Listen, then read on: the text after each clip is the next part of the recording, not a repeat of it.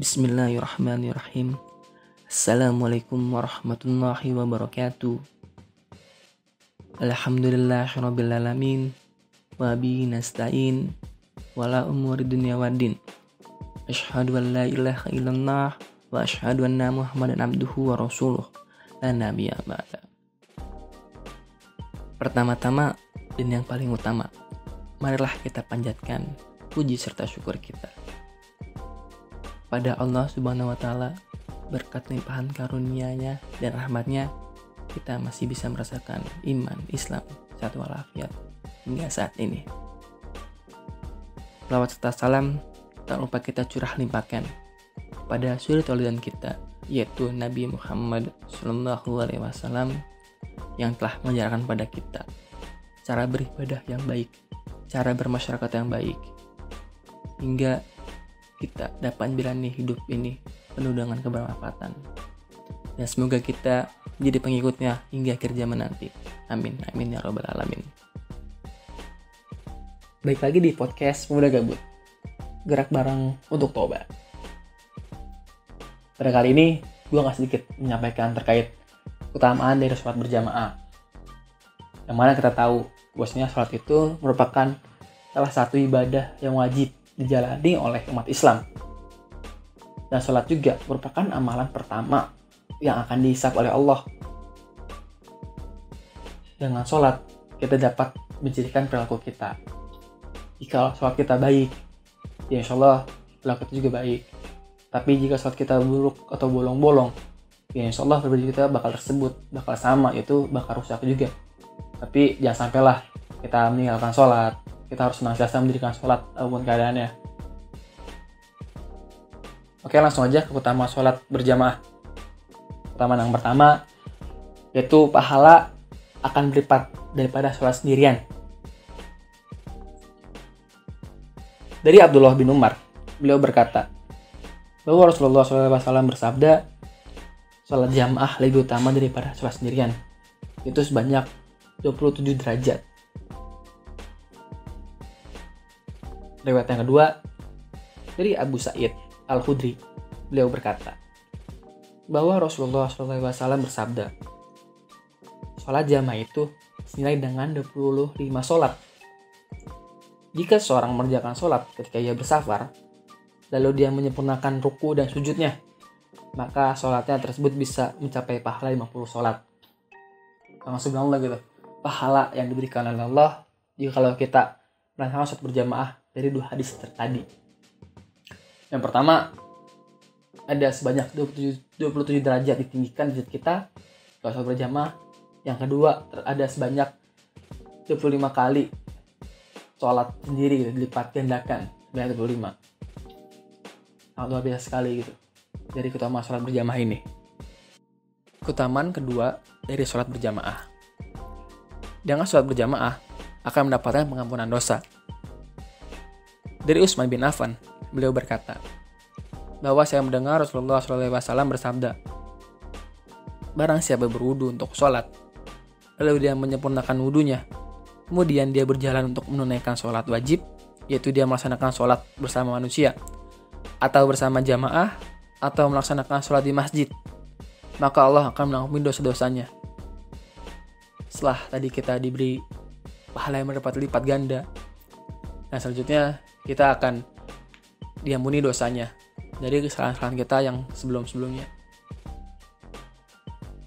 Sangat subhanallah sekali ya kalau kita lihat dari keutamaan dalam melakukan sholat berjamaah itu. Keutamaan yang ketiga, yaitu setiap langkah menuju masjid untuk melaksanakan sholat berjamaah akan meninggikan derajatnya dan menghapuskan dosanya. Juga ketika menunggu sholat, malaikat akan senantiasa mendoakannya. Ada beberapa riwayat hadis yang mengatakan bahwasanya jikalau kita hendak ke masjid, itu perjalanan dari rumah menuju masjid akan dihitung sebagai pahala kita dan akan ditemani oleh para malaikat yang mendoakan kita agar selamat sampai tujuan maupun selamat ketika pulang dari masjid itu sendiri. Dan juga jikalau kita di masjid menunggu sholat berjamaah, itu para malaikat juga akan senantiasa mendoakannya. Yang mana doanya Ya Allah, rahmatilah dia. Ya Allah, ampunilah dia. Ya Allah, terimalah tobatnya. Sangat luar biasa sekali ya. Kita seorang manusia yang senantiasa lupa dan senantiasa lalai dengan nikmatnya didoakan oleh malaikat.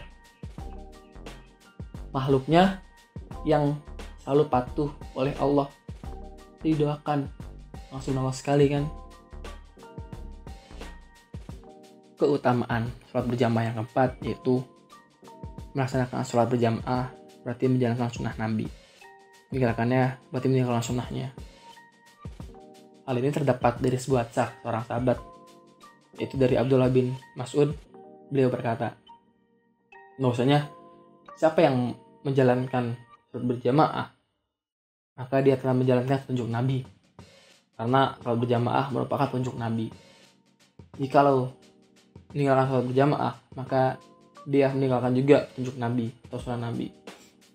Kita sama-sama tahu, maksudnya Rasulullah sangat gemar sekali untuk sholat berjamaah. Bahkan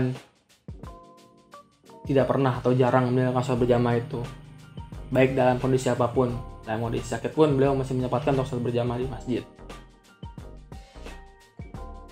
Terlepas dari hal-hal yang telah saya sebutkan tadi, sholat berjamaah juga sangat penting untuk memperkuat ukhuwah, untuk menjalin silaturahmi antara muslim. Karena pada zaman dahulu itu, pada ketika zaman Rasulullah, masjid itu dijadikan sebagai rumahnya umat muslim, tempatnya untuk bersilaturahmi, tempat untuk bersolat, tempat untuk mengadakan pengajian, tempat untuk ilmu, itu di masjid semuanya. Jadi berkumpulnya para muslim itu di masjid untuk menjalankan ibadah kepada Allah dan menjalankan ibadah kepada manusia itu sendiri. Bahkan banyak keuntungan-keuntungan yang dapat kita peroleh dari sholat berjamaah itu sendiri. Terlebih untuk kaum lelaki muslim yang mengharuskan sholat berjamaah di masjid. Terlebih pada saat ini bukan bulan Ramadan, bulan yang penuh ampunan, bulan yang penuh rahmat. Pas sekali jikalau kita menjalankan sholat berjamaah di bulan Ramadan ini, karena dapat berlipat-lipat ganda lagi pahalanya. Tapi Ramadan kali ini berbeda dengan Ramadan sebelum-sebelumnya. Karena Ramadan kali ini kita ditemani oleh pandemi COVID yang mengharuskan kita untuk di rumah. Tapi dengan di rumah kita tetap bisa sholat berjamaah, tetap bisa beribadah kepada Allah, itu dengan berjamaah bersama keluarga. Yang mana hal ini jarang kita lakukan jikalau tidak ada momentum seperti ini. Maka manfaatkanlah ibadah bersama keluarga agar sama-sama masuk surga nantinya. Amin. Mungkin cukup sekian yang bisa gue sampaikan. Jikalau ada kata-kata yang salah, mohon dimaafkan. Dan jika ada kata-kata yang benar, mohon diamalkan. Arah sejatinya kebenaran datangnya dari Allah, yang kesalahan datangnya dari diri gue pribadi. Tungguin aja podcast-podcast selanjutnya dari Pemuda Gabut. Semoga kita dapat mengambil hikmah dan pelajaran dari isinya. Satuin terus di lini masa kami, yaitu di YouTube Pemuda Gabut dan di IG @pemuda-gabut. Jika ada komentar, silakan masukkan di kolom komentar atau DM ke IG kami @pemuda-gabut. Tetap jaga kesehatan dan tetap semangat untuk menjalankan ibadah di bulan yang suci ini. Jikalau udah sumur ladang, mau numpang mandi, kalau udah mau panjang, kita berjumpa nanti. Assalamualaikum warahmatullahi wabarakatuh. Pemuda Gabut, gerak bareng untuk taubat.